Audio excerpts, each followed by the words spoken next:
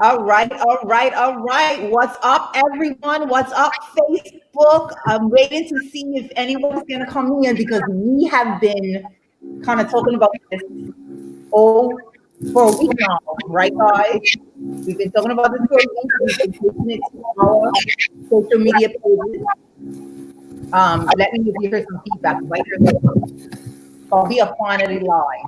Okay, and so I want to introduce to Facebook. I have author Sloan, and I have author Ariel Abiona. Okay, so we're gonna get settled because we actually have another author who's going to join us. And we want to give you guys some time. Share this, copy and share this with friends, put it on your page, because we are about to talk to three review authors who are bringing a literary splash onto the scene. So stay tuned. Just it'll take a minute to catch up. You guys heard feedback? Is that a little bit? Okay.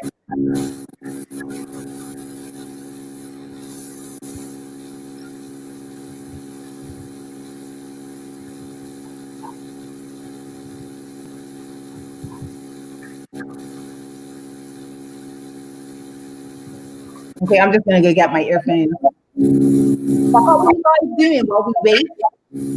How is everyone doing?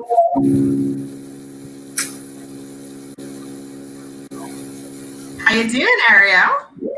I'm good. I'm just enjoying. Well, yeah, you could say enjoying this literary journey, if you could call it that. Yeah. Okay. It's definitely a journey. All right. And so what we want to do, obviously, is find out about this journey. And I give her my feedback. So 1 second, guys. Okay.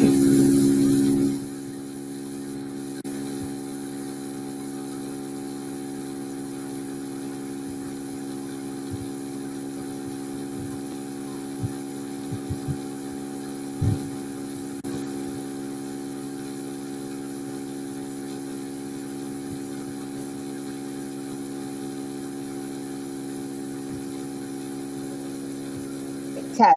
Can you hear me? Yeah. Can you hear me? Yeah. Do you still hear the feedback there? No. Yeah. And it's in my earphone. Okay, I'm not sure what that is.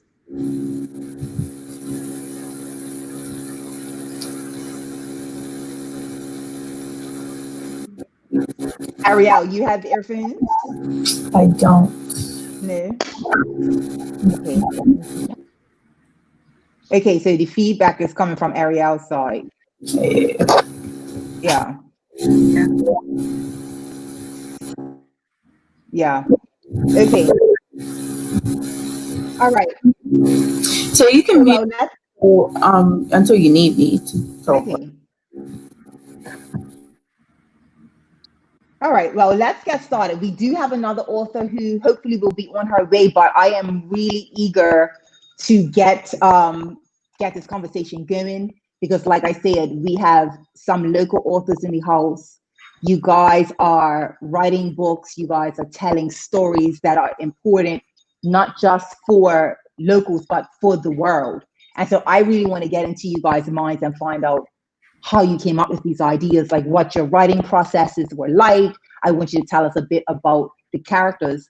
I also want to talk a little bit about, shameless plug, 16 Weeks to Publish, which is my writer's course for local and even other authors, anyone who wants to learn about the journey of authoring. Okay, so let's get started, and we're gonna jump right in.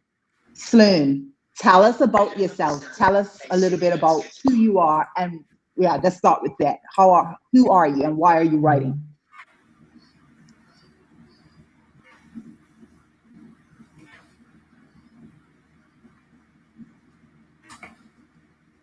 Can you hear me, Sloan? Hold on 1 second. Okay.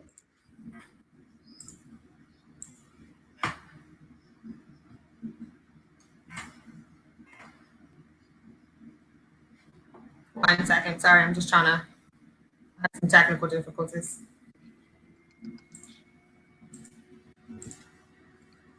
Can you hear me now? Yes, I hear you. Okay, so who I am Sloan Johnson, born and raised in Bermuda. I have always had a love for literature. I started reading at a very early age. And I don't know if any of you guys remember, Marketplace used to have these little book racks with the hardback classic books. My granny used to go grocery shopping, and I would be left at the book rack and phoned at the book rack when she was finished. And I usually ended up having to buy whatever book I had buried myself into at the time. And ever since then, I've just loved to write and to read. In 2011, I released my first book, self-published, left a lot to be desired. You know, your first attempt at anything isn't always the greatest. So I didn't publish again until 2015. Okay. And 2015, I kind of lost my mojo, met you at a workshop, and you inspired me to start writing again. Okay. So basically you're telling us this is not your first go round with publishing. You have books out there already. Yes. Okay. So tell us, well, before we get to Ariel, because we definitely want to know who Ariel is, but tell us really quickly, you said that in 2015, you published your first book? My second book was in 2015. Right. So very quickly, tell us about that first book, what it's called, and what got you into, you know, how you started with that one. So my first book is actually called Bittersweet, and it started out as a challenge from some friends. They were challenging me to write erotic poetry, and it was something that I hadn't quite really delved into until that time. The poem just kept getting longer and longer, and it turned into chapters and chapters, and then it turned into a book. But like I said, not having any experience in publishing or self-publishing, the book was released with quite a few errors and mistakes in it. So I hear that in September of this year, I'm going to re-release that first book with some extended content, a new cover, and, you know, just bring it up to par with everything else that I put out so far. Okay. All right. So it sounds like you have the bug.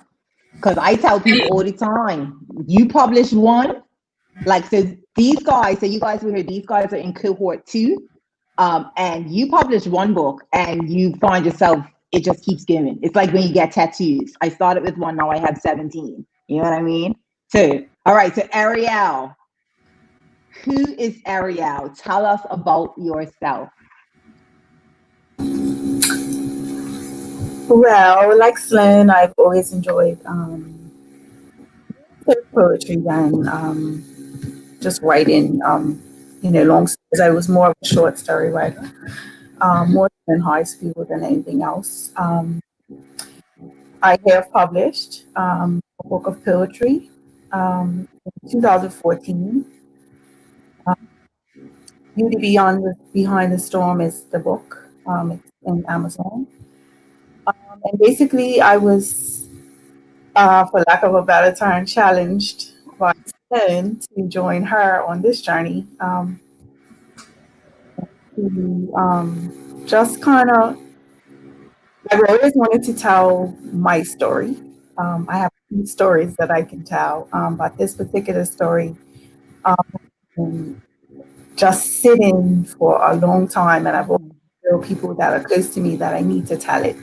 And perfect opportunity. So 16 to publish came at the exact right time with COVID and all the commission that came with it. It was kind of a chance to kind of sit down and just put ideas down. So Yeah. I felt that it was the right time. Okay.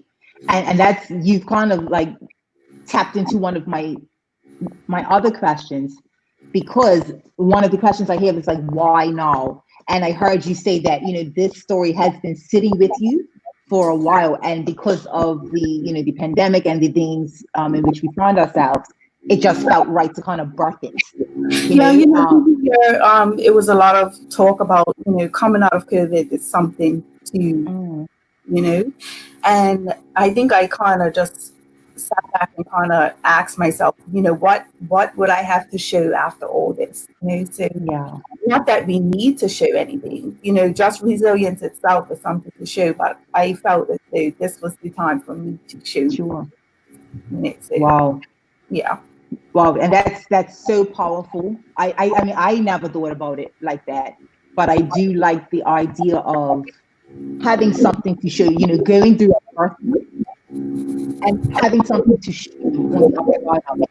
And I think that like a lot of writers that I've worked with in one-on-one, a lot of stories have been birthed out of trials, tribulation. There are so many people that in Bermuda that have stories to tell. And like you said, having something to show because of what you've been through. And for you, that time was now. So that's amazing. And I can't wait to share with whoever's watching what your story is going to be about. Okay, and we do have our other author in the house. We have, I don't know if you want me to, you're muted, so can you unmute yourself? Yeah. Okay, there we go. Now, I don't know where to refer to you. I don't know what title, because you have a few titles, so I don't know how we should be referencing you tonight. But we have Amisha Apopa, who is another author. And so, Amisha, we're just telling everybody about ourselves. So, who are you? Tell the people who are watching who you are. Oh yes. So I have many hats. One of my hats is a fully ordained minister. I am Reverend Armisha Popa. You can definitely see that in the aspects in my books. I am also a special needs instructional assistant. So I work with behavioral kids as well as a self-help author. So I find myself helping people in many aspects of life. So it sounds like we have a full range of authors in the house tonight, and we're going to get into the stories. But basically, you're telling us. So we know that Sloan has published, Ariel has published. You also are already published, and based on what you said, your genre is self-help. Yes. Yes. Okay. All right. So we're going to get into a little bit of what you guys' stories are about. So I mean, I'm just going to put it out there. Who wants to start by telling us what you guys have? Okay, so all four of us have books that are releasing on July the 31st. And how about somebody jumping in and tell the viewing audience what that book will be about? And everybody at once. We just love it here. Who's going first? Tell us. I'll go first. So my book is titled Unevenly Yoked. The idea came to me, actually, one of my coworkers, Rhonda Wood Smith, suggested that I write a book about a young lady, a married couple that were unevenly yoked. And the idea kind of made me start thinking there's so many other ways that we can be unevenly yoked with people. Mm-hmm. So my story is actually about twin sisters who are born to biracial parents. The father is a Black bishop and their mom is a white musician. One of the twins is born Black and one is born white. The Black father has a really difficult time raising the white child, and therefore the parents separate. And the girls are raised independently. They reconnect in college and everything clashes. One of these sisters is super religious, one is super worldly. Again, one is Black, one is white. It's a clash of race and religion. There's also a lot of societal tension in the book, which actually ties into everything that we've been dealing with, around the world today with racial tension and protests and everything that's been going on. The book really forces you to evaluate your stance on race and religion and how they coincide with one another. Even writing it's forced me to rethink some of the experiences that I've had in my life. And I'm hoping that it does the same for my readers. Wow. And it's so funny because, like you said, so you have this story. Well, tell us this story. Like Ariel was saying, her story is something that's been sitting with her for a while. how did this idea come to you? Like, where did you even get the idea to write this? Excuse me, guys, we're not live. Just so you know, people are sending messages. Yeah, nobody could get on because Nobody can see us. not public. Hold on. Is mine? I got a message on. I just told my son bring me my phone. It's saying I'm live on YouTube.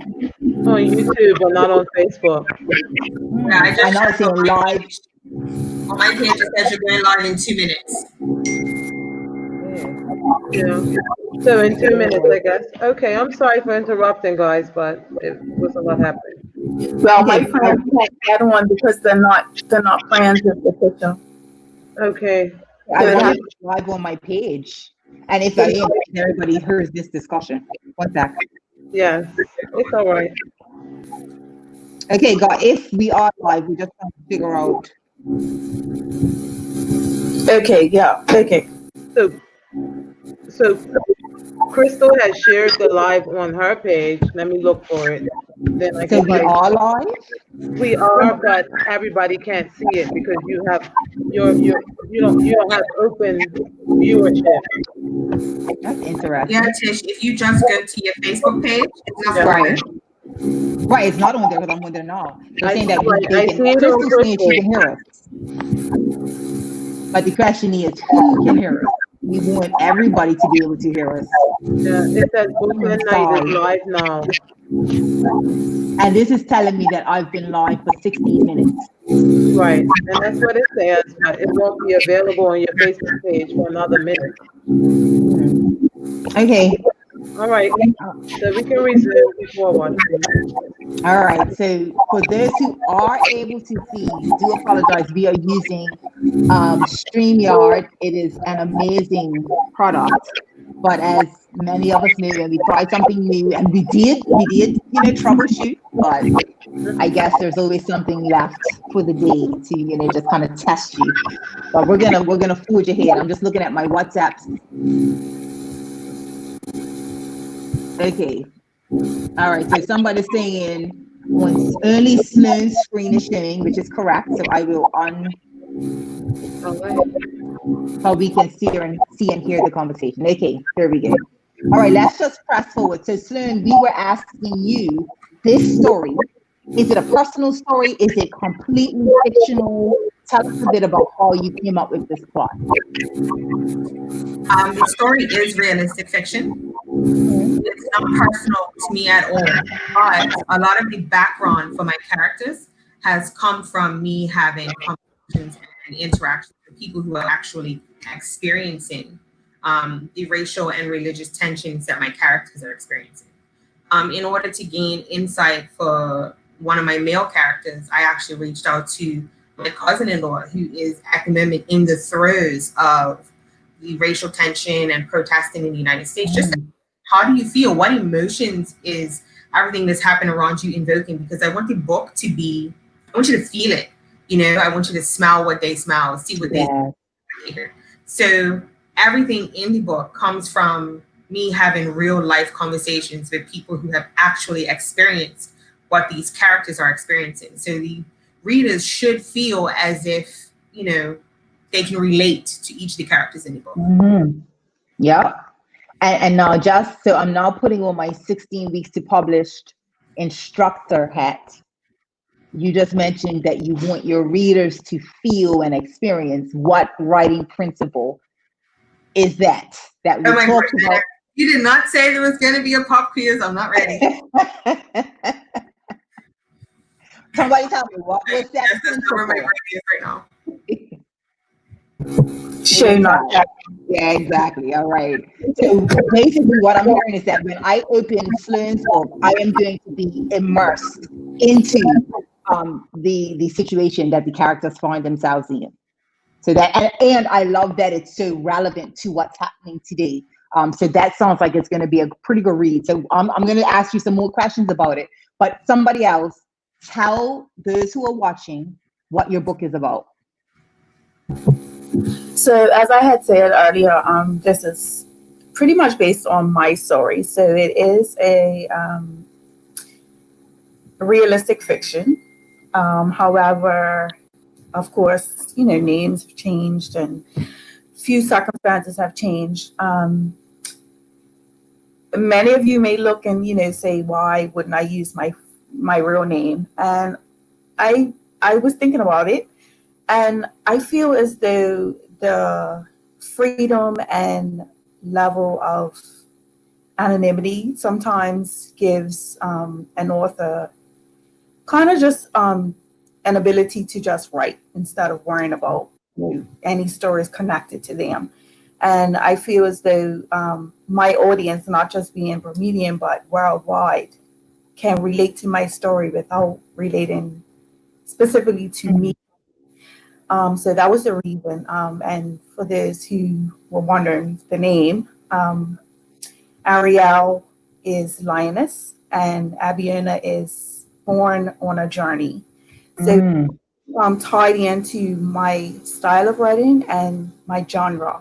I want to stick to very authentic stories with a little twist. But again, like Sloan, I want the people to feel what's going on in the story, and a lot of these stories are very taboo, very touchy subjects, where this story involves molestation and child abuse. These are stories that need to be told, and not everybody's going to tell it in the same fashion. But at the same time, I've always felt as though people hold in these stories because, of what, how people are going to feel about them, or how, what they're going to say about them. And I just feel that it's a story that needs to be told, basically. Yeah. And I think the other consideration too is we are unique because we live in an island, which is 21 square miles, which means I see you. There's the potential for me to see you 2 times a day.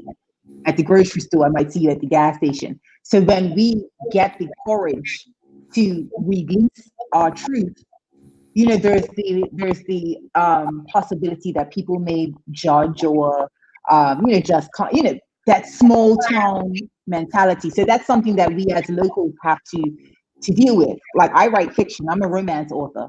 And I've had people come, oh, that must be about you. Not necessarily, but that's an indication of that small town mentality. So it's super courageous that, that's why we use pen names. But it's also very courageous for you to, like you said, at this time, it's time to release this thing. And people do need these stories because there are people going through these very situations right now. And sometimes we need to know we're not alone. You know what I mean? Powerful. Okay, and Misha, what is your story about, or your book? Okay, so I joined 16 Weeks to Publish, and I just kind of got thrown in there mid-course, and I actually have I'm already a published author, so I have a book out, and it's Conversations with Self that many people would be familiar with. They may have already purchased it. I have rewritten that book, as well as come out with book number 2, The Truth Unlocked. And so I'll be dropping those simultaneously with you guys. And it's really, the truth. Conversations with Self is an internal look at how we deal with the trials and tribulations that we've experienced in life. And sometimes you just got to sit under a tree, get you some fresh air, and talk to yourself, I'm not saying answer yourself, but definitely talk to yourself and have that conversation and really address those issues in which we can help ourselves. But what I'm most excited about is my new work, and that's book number 2. And book number 2 is really a look at, once you've had that conversation with yourself, you have then moved over to unlocking the truth that's inside of you. Because ideally, when you have a conversation with yourself, you're going to end up finding a new truth that was always in existence about yourself. And we're going to be looking at things like connecting the dots, communicating within, courage and confidence, concrete choices, criticized conduct, and even core values. And so I'm just really excited, first of all, to be a part of this cohort, this 16 weeks to publish that has birthed me out as a rapid release self-help author. I'm dropping 3 books at one time, and I could not have done that without Brooklyn Night. And so I just want to encourage you guys, even today, many hats I had on, and it just, I had to talk to myself through all these responsibilities that I now am responsible for. So I'm excited. Okay, I just got a message that said, Amisha sounds like a teacher slash preacher. So maybe we'll add that reverend, we're halfway through. I feel like it's appropriate to add that reverend title at this book, because I feel like I can take on the world based on what you just. I need to read this book. You understand what I didn't know I had issues until I just heard what you said. Well, Brooklyn, it's funny because well, I definitely earned the reverend title. Years of school, and as well as being a assistant in ministry. I did not like the religious properties that were associated with the reverend title. And so my books are not going to take, you'll get some truth, some biblical truth, but it will be in a practical way. And you'll actually be able to apply it to your life. Simple as reaping and sowing. What you sow, you shall reap. You reap good habits, you sow good habits, you reap good habits, you reap good harvest, good things. If you sow bad habits like procrastination, which 16 weeks to publish is not impressed with. We all got our whoop of the belt concerning that. But it's just good to be in company of being challenged to be more and to be greater. Okay.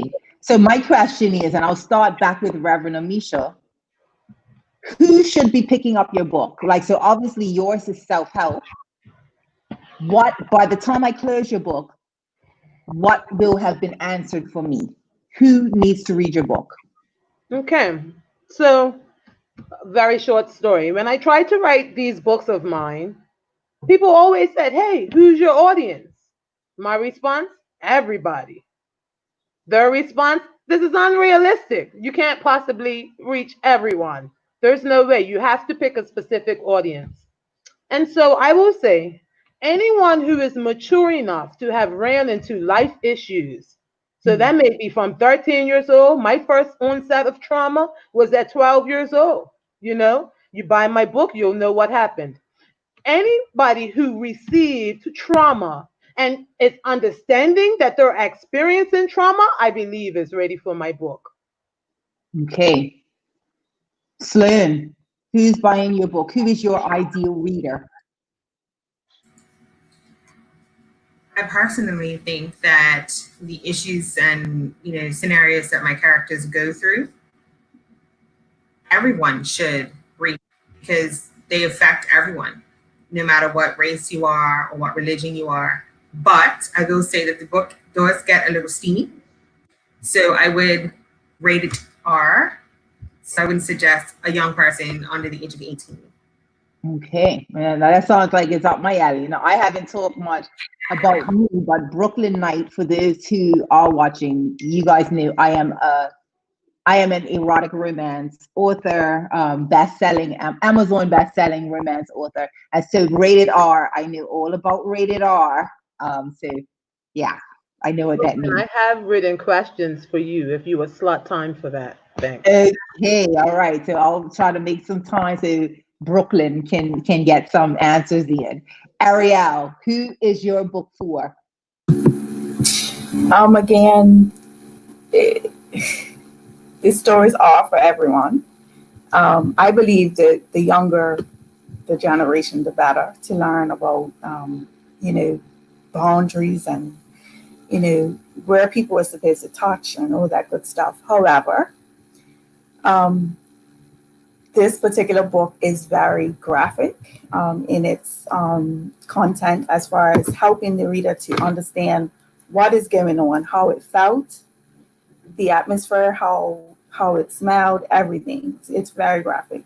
So of course 18 and up is suggested. Okay. So some real issues are going to be touched in all three of these books, which will be releasing on July 31st. I don't know if, and I just got another message, somebody else is trying to get on and just unable to. So I'm not sure. I see there, well, it's now down to 3 people. So people are on, I don't know where they are on, where they're accessing this. You can access it at Armisha Popa. I have shared it to my page. My page is open to the world. So okay, Armisha but Popa. it's not showing on. Can we write that? Can I write that note on your wall, Tisha, in Facebook? Yeah. Okay, that's what I'll do. Yeah. I don't know if it'll let me, but I'll try. Okay. All right. So tell us this writing process. You've been in 16 weeks to publish. You didn't write for 16 weeks, but you did write for a period of time. Who wants to tell us about what it was like to tap into these characters, tap into these situations? Did you experience writer's block? Was there anything that was really difficult for you to take from your head and put, or your heart, and put onto the page? I know specifically for me, I called Celine a few times, just kind of battling. I mean, it's an emotional story. And as much as you want to pour your whole life on the pages, there are certain things that are very sacred to you that either you don't know how to put into literary terms, or you just don't want to. And it becomes a battle with, what parts don't I tell, or what parts it's imperative to tell. I fought a lot with my emotions. As much as I feel I'm healed from this whole situation, this book has brought up some stuff that I didn't even know was there, that I thought I had just kind of let go. So I just think in any type of storytelling, it invokes certain feelings that, you're just like, wow, that come from, and I think the beauty of storytelling, that if you're the writer and it's making you feel this way, how much more would it make the reader, Yeah. So it kind of excites me to know that it evokes these type of feelings in myself. I'm writing this story, so yeah, I'm excited. Yeah. And that's a telltale, like you guys knew because you've been with me we're on week 13 now, but I'm character driven, which means my characters drive the story. A lot of times I don't even know what's going to happen. I don't plot out my stories. And you guys know in week 1, we talked about plotting and pensing, and you guys kind of identified what your style was. But and in my case, when it's a good story when you feel the emotion. Like when you read back and you're doing a self-edit, or if you're looping and you can feel those characters on that page. And that's how you know that the reader's going to feel it too. Sloan, what was your writing process like? For me, it was similar to Ariel in the beginning, because this wasn't the story that I had planned to write. The story I had planned to write was a very personal one, and I almost immediately got writer's block because I personally, I guess, was not ready to face the story itself. So I kind of changed gears, and I am literally like flying by the seat of my pants. There is no planning. Mm-hmm. Each chapter happens as it happens. Yep. It was kind of interesting because I'm thinking the book is all deep and heavy, and my beta readers are over here laughing. I'm like, what is so funny? Because it's not meant to be funny, and they're just like, oh, this part just tickled me, girl. And I'm like, okay, maybe I need to go back and make. They enjoyed it, but it was just not, what I thought I was gonna the emotions I thought I was going to invoke were not the emotions that they hit. They did feel like, the heaviness and the anger and, the despair of some of the characters, but some of the parts they thought were funny. It totally threw me for a loop. So, I'm at the end now, and I think the ending of the book, because, we have a couple more weeks, but the ending of the book keeps changing because I keep asking myself, is there going to be a second part? Is this where it's going to finish? Are any of these characters going to evolve into something else? And I'm like, Misha's laughing. Don't laugh, because she knows. She's like, Slim, finish. I hear Sloan Chronicles. I'm just like, excited about where they could go. I don't know. I'm not ready to just exactly write the end. Yeah. Heart is not there yet. So, the last two chapters, I just keep karate chopping them up, and whatever it ends up being, it'll be amazing. But yeah, flying by fence. I'm had the belt a couple of times, I will admit. But I pulled it together in the air, guys. So if anybody's listening and wondering what they're talking about when they talk about this belt, there have been a few classes in which, you start off with the celebrations, and then there's a PowerPoint slide that has a belt picture. And there's, I see Amisha has the belt. That's the belt that I put up for people in class who have not completed homework. So that's the belt that's Lynn. She has had the belt. In fact, I think all of them have had the belt, the virtual belt. But I don't think I know. Of what? Yes. And she doesn't. You must have memory loss from the belt. Look how cute her face is. She has not had the belt. She has not. You two, on the other hand. Okay. And I was gonna say, I think your beta readers are laughing and you're like, what are people laughing at? I think that's your personality. Like you are so hilarious. And you don't even realize that you're being funny. So that's probably just that coming up on the page. Okay, who has not told us about the writing? Misha, go ahead. Right. My writing process. So writing self-help is pretty deep and pretty difficult. Because you have to actually go through and process through the things that you are about to write about.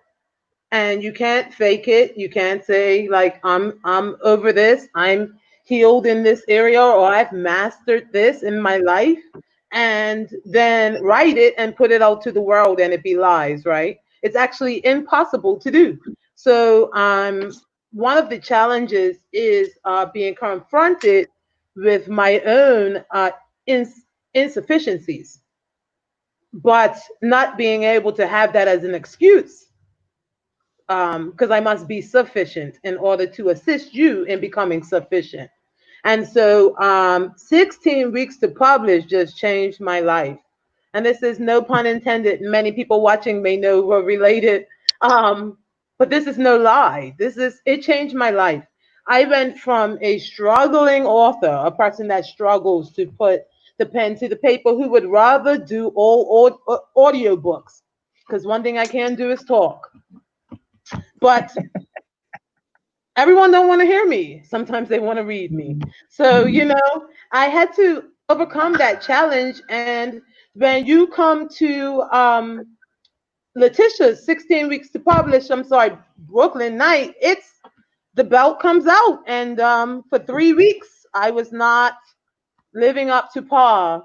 She was like, okay, class, we should be 75% done with our books. And we all just kind of looked at each other like, okay. But Brooklyn's wisdom threw in a little week for us to recover. And so I'm so glad for that bonus week that was in there. And I have overachieved, and now I'm dropping 2 books and fast on the track for October 18th for book number 3. Look out for that. If you buy the first one and the second one, you can't get the caviar till you buy the third one. All right. So I don't know if at this point, Amisha or somebody can go and get the purchase links so that we can put them up. So yeah, so just to follow up, guys, what is happening?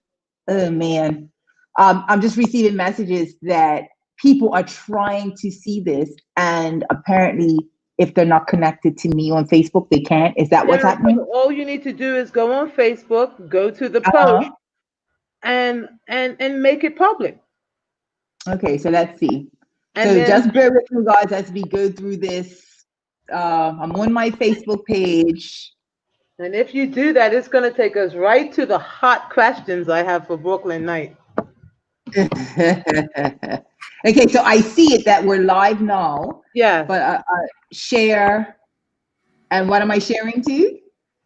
Just share now. to yourself because it's not on your page for some reason. Okay, I just shared it. And let's see then, if now you need to look in the top right hand corner of the post. Click on the three little dots. Yes. Click the option edit audience. I don't see that. That's what I'm saying. It's not even on her page, Sloan. Oh wow. That's what I'm saying. So I had her to share it to her page, and then she can follow your directions once she goes to the link that she shared. Troy, I'm sorry, I'm like just calling my children on the live. Well, they know you have them. Because if I get another laptop, maybe because I was using my phone to do it, so maybe I need to do it from a laptop. So just bear with us. I thank everyone who is with us, and I hope you have enjoyed so far. What we want to do is make sure that there are a few other people who are trying to hear this, and so we're just going to troubleshoot really quickly. So just bear with us for 1 second.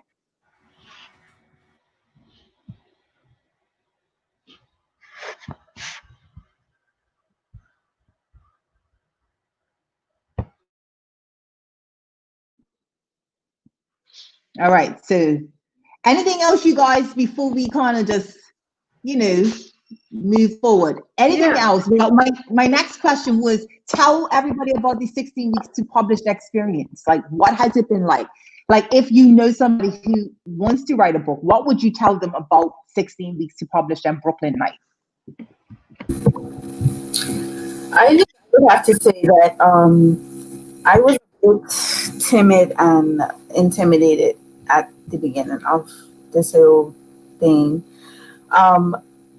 I think more so because, you underestimate being an author. We're all authors, but mine was more, just a little poetry book, in my mind.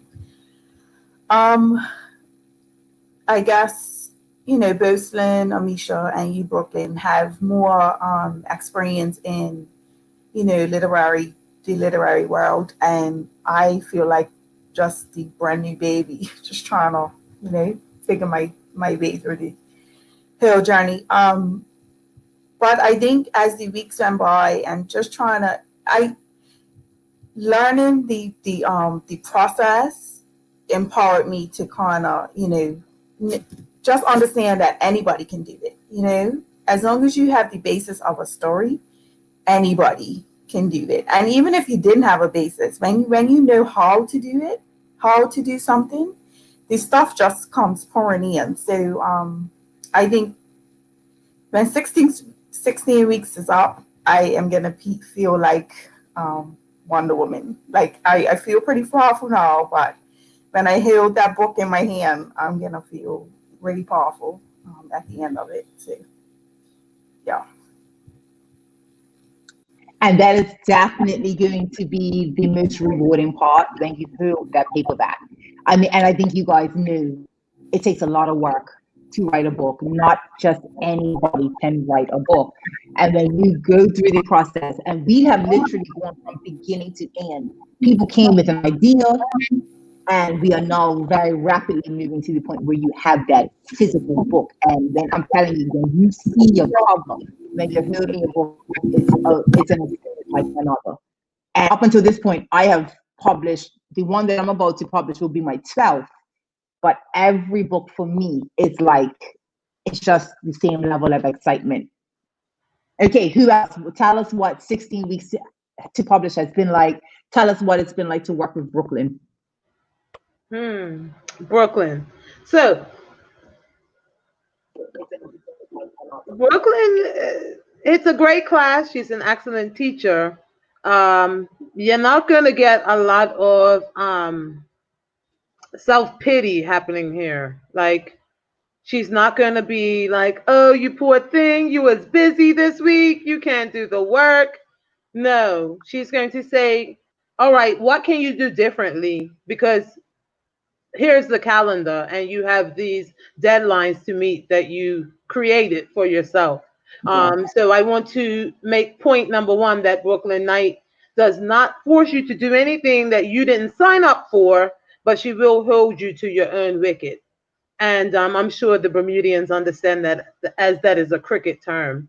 And I really enjoyed the camaraderie of cohort 2.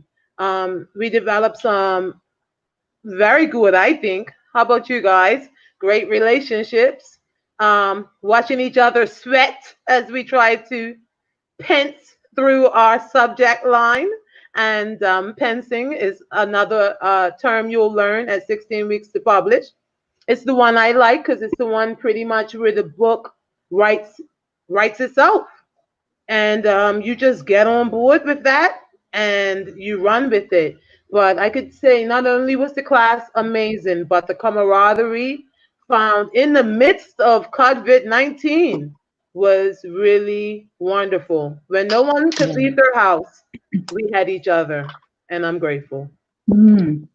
And I think that's one of the selling points for, and not selling, but one of the amazing things, and creatives knew, it can be very lonely. Like a lot of times it's me and my characters, and I don't mind because my characters are hilarious. I love them. But a lot of times it's me in the midnight hour with my characters. And if I hit writer's block or I need to troubleshoot a plot pool, there's nobody. But what I love, and this is my second time running 16 weeks to publish, is that camaraderie. We have a WhatsApp group, and sometimes that thing be going off. Ariel has missed hundreds of messages within the space of an hour because we're leaning on each other. We're getting support from one another. We've had writer sprints, and one was hosted by Sloan herself. So it's just that community of writers getting together and working toward that goal of writing a book.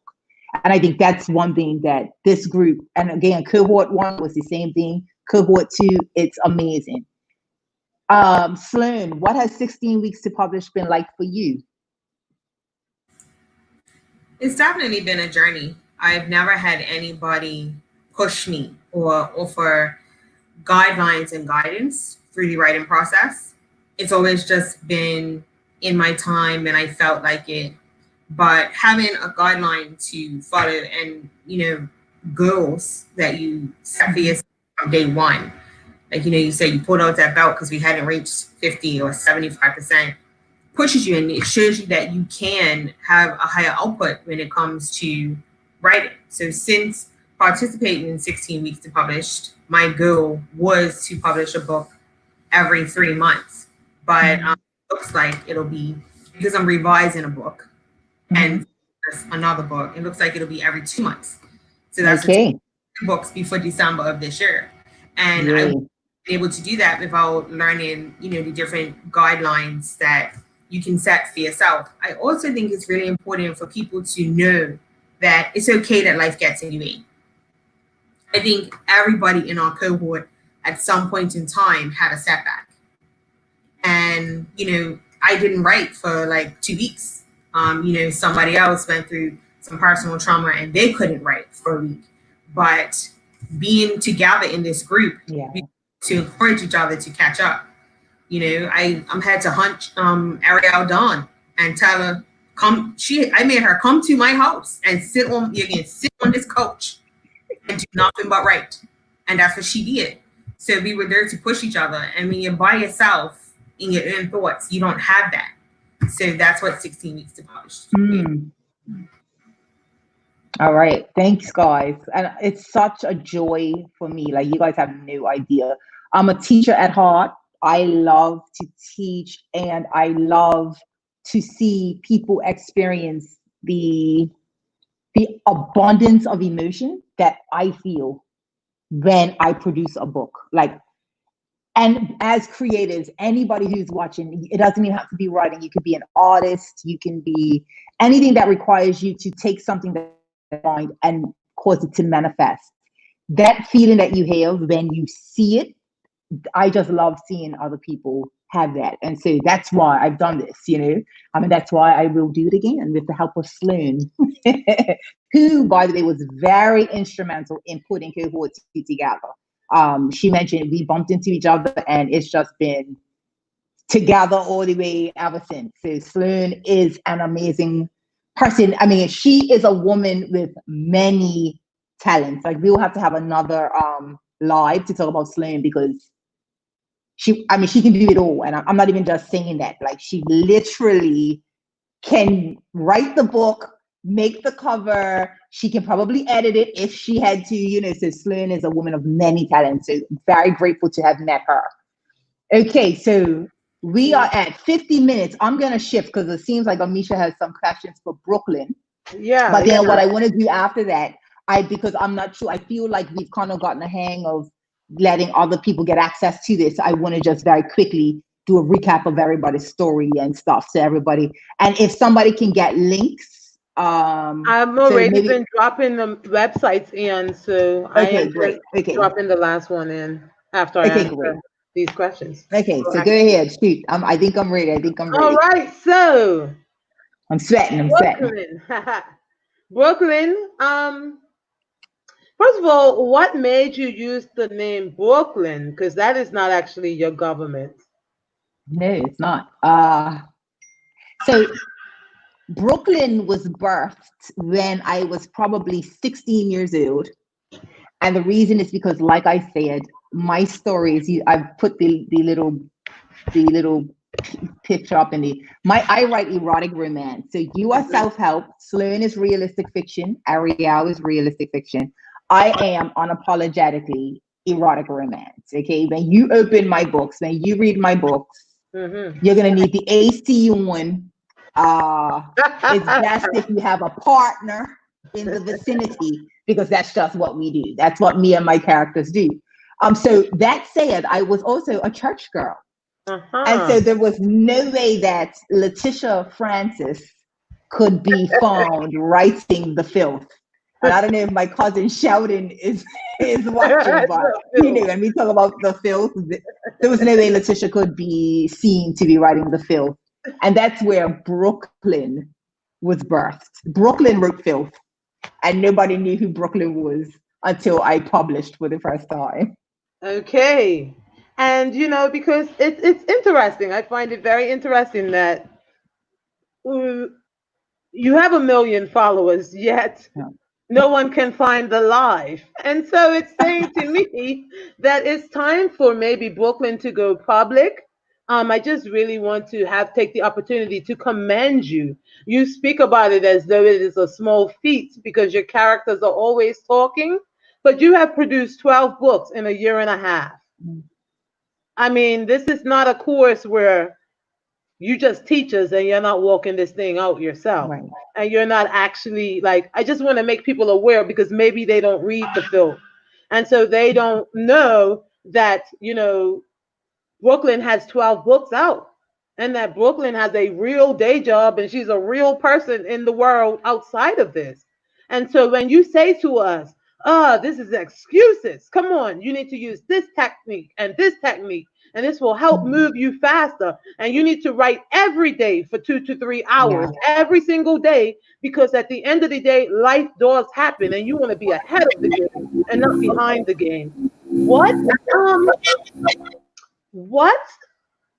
did you feel when your first freaky character woke you up?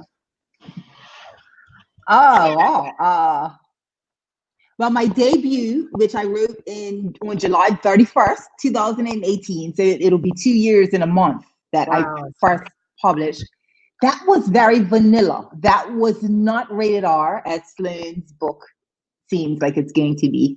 But after that, and what I noticed now looking back, because I do have 12 books, Metal Monkey will be my 12th, but they get progressively steamier. So I tell people, all of the church mothers read The Maid's Daughter. Oh, yes, this is wonderful. I'm going to get another. And I'm like, well, hold on.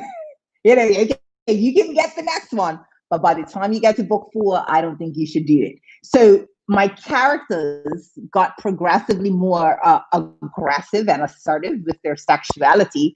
By book 4, it was over. And that was my book boyfriend, Remy, in the book Torn.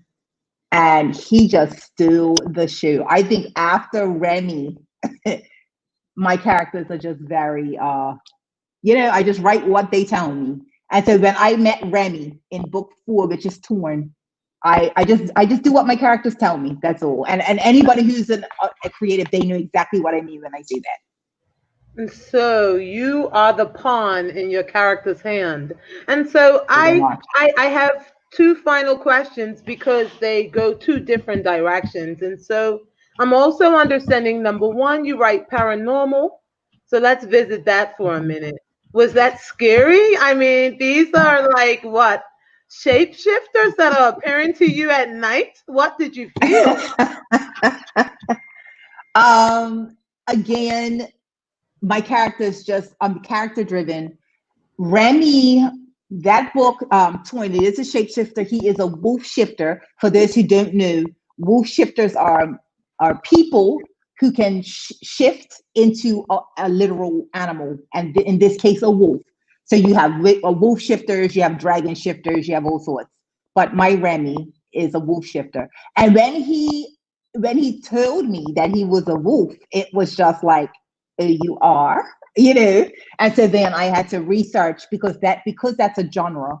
As an author, you want to make sure that you're doing justice to the genre, because the last thing you want is 1-star reviews talking about this didn't make sense. The wolf shifter shouldn't have been able to do this. So just the research of paranormal, what it meant, what my character could do, his limitations. And so I just flirted with, it wasn't scary at all. He is actually very sexy. Remy is very sexy. Part B to that. Did that part B of 1, and then I have one more, did that open up your belief system? Being introduced to new understandings of paranormal? Like, are you finding yourself more, I don't know, outgoing, more like your mind has been unlocked? Sure. I've always been a very open person. And I'm a therapist by day. I'm a clinical mental health counselor by day. So I work with all types of people. And I think being in that profession, you have to be open to understanding different perspectives and different cultural values. And so I wouldn't say that, writing a paranormal romance opened me up any more than I already was. Perhaps I wrote a paranormal romance because I was already that person, if that makes sense. Yes. And so I'm just a guest, but I couldn't let this conversation go by without not bringing up racial tension, because racial tension is mentioned in Sloane's book. Maybe in Ariel might have an aspect of the conflict that comes from racial tension. And then I'm self-help, so I'm definitely addressing the end of race as a whole and more the understanding of humanity. And for you, I would like to go all the way back to The Maid's Daughter. And I just feel that, during this time of unrest, that book is going to be birthed again. Yeah. Explain to me where was your mind when you wrote that? I mean, it's deep in the 60s is where it starts? Yeah, it starts in 1956, South Carolina. Yeah, you're right. And that was written in 2018. And it's funny because there's a lady that I'm working with who's going to be my manager, and she actually suggested that we rebrand The Maid, not rebrand it, but re-push it because of what's happening. But I am an interracial romance author. I specifically write BWWM, which is Black Woman, White Man. All of my characters are interracial relationships. What I'm releasing on July 31st is AMBW, Asian Man, Black Woman. And you'll see again the cover up in the corner, Metal Monkey. But in general, my characters are all multicultural and interracial. And I I just write who shows up. That's not to say I wouldn't write an African American romance, or I don't know. But you're right. The Maid's Daughter was written it was set in 1954, Beaufort, South Carolina. And it was very much about the maid's daughter, the maid who worked for the white gentleman in the big house, and how that gentleman's son fell in love with the maid's daughter. But because of the times that they were in, she was very realistic and was like, listen, we cannot do this. And his position was, I don't care, I want you.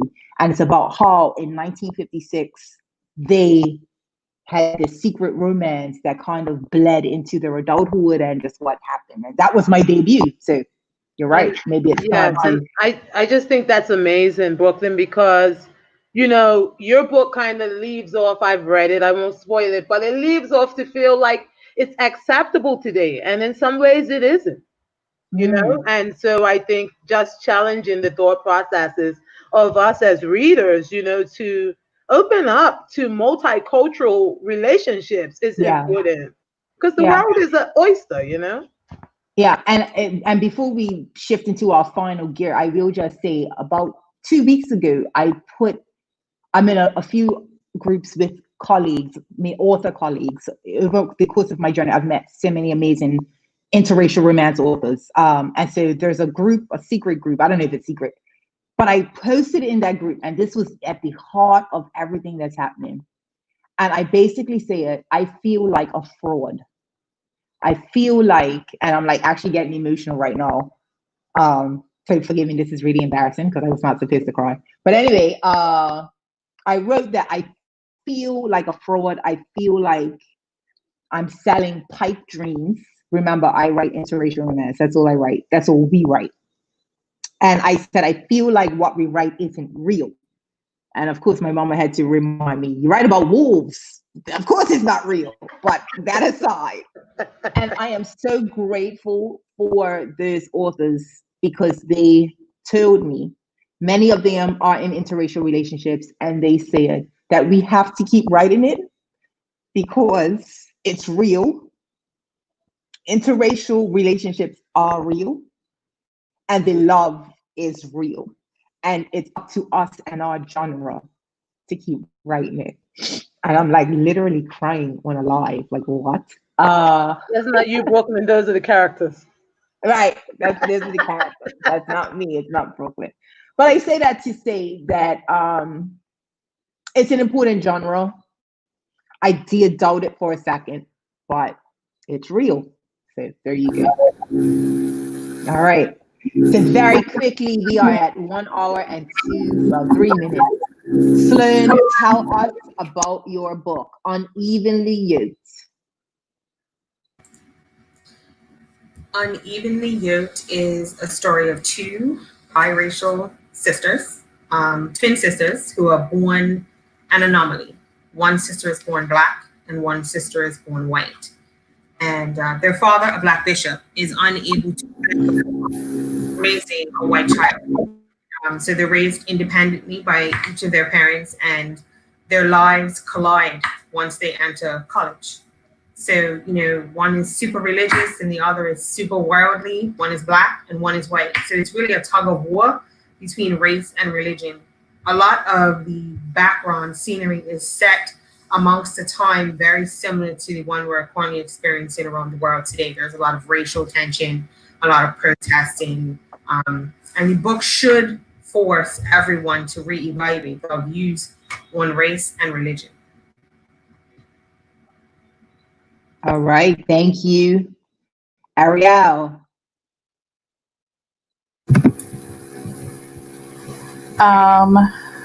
Seven Summer is based on a true story, my story.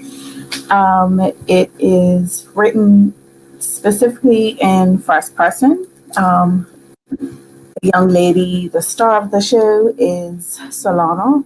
I'm sorry, not Solano. Basically, she's just telling her story from her point of view. So everything that she experienced, you experience as the reader. From as early as 5 years old until trauma, pre-trauma, the traumatic experiences, and then post-trauma. Just depicting how she dealt with it, the different emotions that came along with it, the different rationales that come along with trauma of that type, and just how she overcame it, basically.